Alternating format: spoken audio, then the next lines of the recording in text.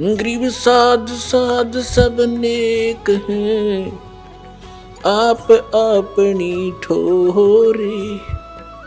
जो सतलोक ले जाएंगे वो साधु कोई और।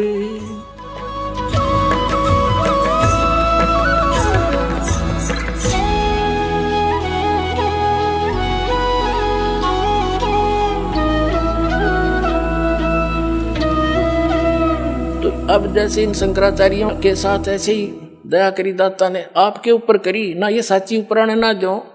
सन 2009 में अक्टूबर में हमने इनके पास निमंत्रण भेजा था, प्रार्थना पत्र चारों शंकराचार्यों पर रजिस्टर्ड भी, और स्पेशल भगत भेज कर उसे साइन करवा के लाए कि आप आइए आध्यात्मिक ज्ञान चर्चा सतलोक आश्रम बरवाला में करिए। इसी आश्रम में निर्धारित किया था, ये बन रहा था उस समय। वो क्यों आऊं भाई, वो तो एक महापुरुष मान रहे अपने आप ने, रामपाल एक बैठा कोण में, उन्हें अपनी बेइज्जती माननी होगी, लेकिन हमने उनके आसन उसन लाकर पूरी श्रद्धा से उनका व्यवस्था की थी, वो नहीं आए। 2 चैनल बुक रखे थे, साधना और जी जागरण, और 4 घंटे सत्संग दोनों पर रिले हुआ, नहीं आए। कोई बात नहीं, हमारा दुर्भाग्य था। अब दया करी परमात्मा ने, सद्बुद्धि दी इस साधना चैनल वाले पुण्यात्माओं को। पुण्यात्माओं, धन्य है ये साधना चैनल जिसने इतना मदद करी हमारे इस परमात्मा के ज्ञान को आप तक पहुंचाने में। जिस भी चैनल पर चलाओ थे तीसरे दिन हाथ खड़ा कर लेते, क्यों धमका दे इनको दूसरे, क्यों उनकी पोल खुल रहती सबकी। ये आपके शत्रु हैं, मित्र नहीं है। सन 2003 में आस्था चैनल पर चला था हमारा प्रोग्राम, 6 महीने चला था, और सबके में आलण लग गया था। इन नकलियों को पता लग गया, इन्होंने तुरंत उसको धमका डरा कर बंद करवा दिया। हमने सिर पटक लिया, किसी चैनल वाले ने चलाया नहीं। फिर कुछ दिनों के बाद ये साधना चैनल नया नया खुला था, इस पर कोई गाहक नहीं था, हमने कोई ओटे नहीं था, हमारा नो जोड़ बैठ गया। तो इसने मुंह मांगे पैसे भक्ता ने दिए इसको, और ये चलाएगा। मालिक की दया है, लीला तुसी की है। पहले इसका कवरेज बहुत कम थी, तो उस क्षेत्र के लोग खूब परिचित हुए। थोड़ी देर तक गालम गाला हुए, मारे गए फोन पर भी गालियां दें, क्या बकवास कर रहे हो, बंद करो इसको। तो बड़ा संघर्ष के साथ निकल के ऊपर आए हैं पुण्यात्माओं। और अब जो भी सुना इस प्रोग्राम को, आंखों से आंसू गिरते हैं। कहाँ छुपी थी ये सच्चाई, कहाँ भूले बैठे थे हम भगवान को, आसपास भी नहीं थे दाता के। पहले जब भी हमारा ये सत्संग शुरू होता था साधना चैनल पर, और 10-20 फोन आ करते गाली देने वालों के, तुम क्या बकवास कर रहे हो, तुम ब्रह्मा विष्णु महेश के माता पिता बता रहे हो। ये भगत कहा करते जी ऐसे हो रहा, माँ भी चलने दो, तुम बोलियो ना, भला बुरा सबका सह लो, आन दो टाइम। भगवान का बोला शब्द है, कोई मेरा अपना कहा हुआ थोड़ा ही है। प्रमाणों को देख देख कर सबके बुद्धि सेंटर में आ गई, भाई सच्चाई तो ये है। तो इसी आधार से इन शंकराचार्यों से इन्होंने जाके इंटरव्यू लिया, बड़ी मेहनत करी,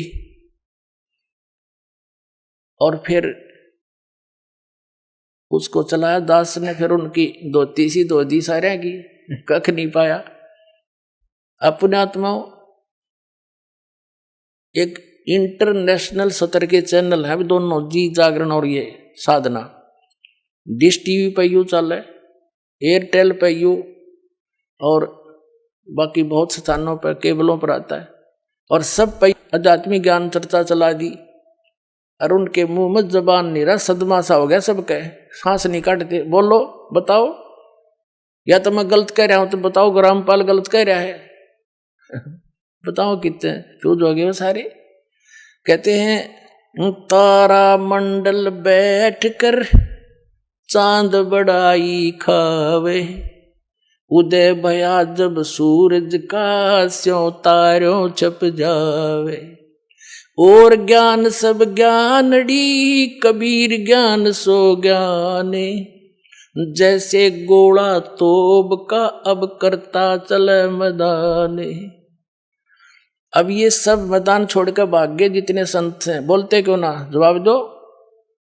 तो इससे बुद्धिमान समाज समझ जाएगा कुछ दिन में कि कख नहीं इनके पास, और बुद्धिमता इन महापुरुषों की ये होगी। ये स्वयं कह दें भाई कोई बात ना, देखो वही सदग्रंथ है जिनको मान्य मानते थे, उन्हीं में प्रमाण दास ने दे दी। ये सच्चाई है तो इन्होंने भी कहना चाहिए इस बात को। और कोई इसमें हार जीत नहीं होया करती, हार जीत अब मूर्ख आदमी बना कर।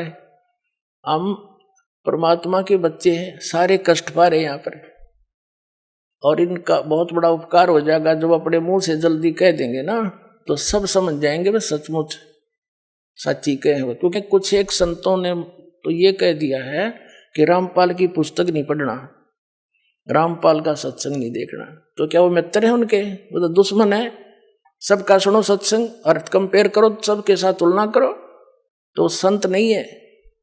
जैसे ईसा मसीह जी ने कहा था कि ये तुम्हारे जो गुरु हैं ये तुम्हें बहुत अच्छे लगते हैं, बड़े शरीफ दिखाई देते हैं, पर ये तुम्हारे दुश्मन हैं। ये भेड़ नहीं, ये भेड़िए हैं।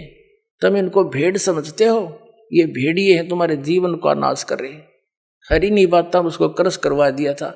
वो उपकारी आदमी था, और उन दुष्टों ने अपना, क्यों उसमें शिक्षा थी को नहीं, राजाओं को बका दिया, प्रजा को बका दिया, और उस महापुरुष को क्रश करवा दिया, उस महापुरुष को। और वही तरीका दास के साथ अपनाया था करुत्था कांड कराने के लिए। लेकिन अब मालिक का साथ था हमारे, और उसका वचन था, प्रमाण हमारे साथ थे, सीडी हमने बनाकर समाज में भेज रखी थी। तो वही काम दास के साथ करना था। करुत्था कांड झूठ झाट बोल कर, अफवाह फैला के, इतना अफवाह फैला दी जब समाज में मुझे मारने के लिए कि इसको मार भी देंगे तो जनता ने कहेगी ठीक हो गया, निकम्मा आदमी था, मारना चाहिए था। उसी उद्देश्य से उन्होंने फिर आक्रमण किया करोथा आश्रम पर। इस मुख्यमंत्री हरियाणा के भूपेंद्र सिंह हुड्डा के कहने से, क्योंकि ये भी आर्य समाजी है। और महर्षि दयानंद की पोल खोल दी, मैंने वेदों से तुलना कर दी उनके सत्यार्थ प्रकाश की, और इतना ही कहा था भाई आप इसको सत्यार्थ प्रकाश महर्षि दयानंद का लिखा हुआ मानते ही हो। और ये महर्षि दयानंद कहता है कि वेद सत्य है, वेदों में जो लिखा है वो मुझे मान्य है, और इसके अतिरिक्त मैं किसी की बात को स्वीकार नहीं करता। तो वेदों से तुलना कर दी कि महर्षि दयानंद कह रहा है कि परमात्मा पाप नाश नहीं कर सकता।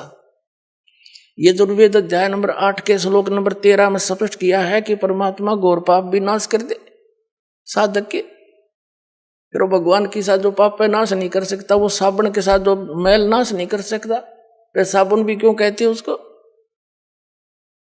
ऐसे इसके ढेर सारे प्रमाण वेदों से ही कैंसिल कर दिया। यो कति फ्यूज हो गया। इन आचार्यों ने पता चला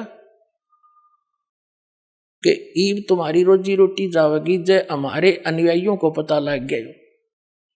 इसलिए इन्होंने उनकी जनता का दिमाग बदलने के लिए मेरे को बदनाम करा, छक्के इतना बदनाम कर दिया कि घर के भी नफरत कर दिया आदमी थे, जो इतनी भी झूठ होती हमारे अंदर। लेकिन आज वही रामपाल है, शिखर में जाएगा यो ज्ञान। हाँ, पता लग जाए सबको।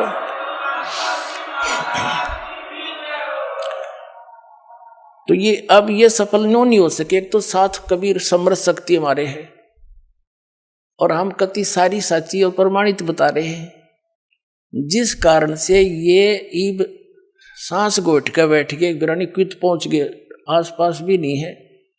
आसपास का मतलब है जैसे आदमी के बारे में कोई बात कही जाती है तो उत्तर देव अन्यों कह देवे रामपाल ने यह झूठ बोल दी, तो हम फिर उसका दोबारा उत्तर दें भाई नहीं देखो ये प्रमाण है, ये ठीक हो। इनके साथ तो वह बन गई। एक व्यक्ति बता रहा था, न बोला हमारे गांव में एक भैंसा घनांडी पाक रहा था, और उसने गांव में कोई दूसरा भैंसा छोड़ा नहीं, उसको मार कूट कर सीमा से बाहर छोड़ के आया करता। पूरे गांव में अकेला था, बड़ा तगड़ा था। एक बार क्या हुआ कि ये हाथी लेकर आते हैं ना मांगने वाले, एक हाथी लेकर आ गए गांव में, और हमारे गांव में जोड़ खोद रखा था तालाब, उसमें बहुत गहरे गहरे गड्ढे बना देते थे गांव वाले मिलकर कि वर्षा होएगी पानी ज्यादा स्टोर हो जाएगा। और वो भरा हुआ था, कुछ नहर से भरवा दिया था, तो फुल था वो सरोवर। हाथी वाले आए, उन्होंने अपना सारा दिन गांव के नगर में कुछ मांगा मूंगी करी, हाथी दिखाकर वो दाने दूने कपड़े लेते। और फिर वहां बैठ के तालाब के किनारे आप खाना खाने लग गए और हाथी छोड़ दिया उस तालाब में। हाथी गहरा गहरा पानी था, उसमें खूब मस्ती मारा, उसके अंदर लौट रहा गर्मी में। हाथी का थोड़ा सा सिर दिखा और सूंड थोड़ी सी दूर इतना दिखा। वो जोटा आ गया भैंसा पानी पीने के लिए दोपहर में। अब उसने हाथी का थोड़ा सा सिर दिखा बाहर। जोटे ने सोचा दूसरा जोटा कैसे आ गया जो मेरी जो डायरेक्शन में। वो बता रहा था कि वो जोटा चला पानी में उस हाथी की तरफ, तो इसको मारूं टक्कर, अब इसको करूं ठीक।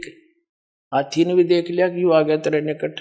हाथी उस बाहर निकला, उस खड्डे से एकदम बाहर खड़ा होगा। और जोटा नो देखा और उसके मुंह पर मारा पानी, फर सूंड में भर रखा था। उन्होंने बताया था कि वो जोटा वहां से दौड़ा था सपेट को सुती स्पीड थे, और 3 किलोमीटर 4 किलोमीटर हमारी सीमा है दूसरे गांव की। उस सीमा ते पार जाकर उसने पीछे मुड़ के देखा तो और गांव के लोग नो देखे भाई इसका कोई पीछे भी नहीं लग रहा, और यूं इतना कसूता बाजा क्यों जा है, सीमा पार कर गया। तो पता लग गया कि ऐसे ऐसे बन गई अंडी गेला। तो पुण्यात्माओं दास ने यू सारा हाथी दिखा दिया इन ताई। अब ये पता नहीं कहाँ जाकर डटेंगे।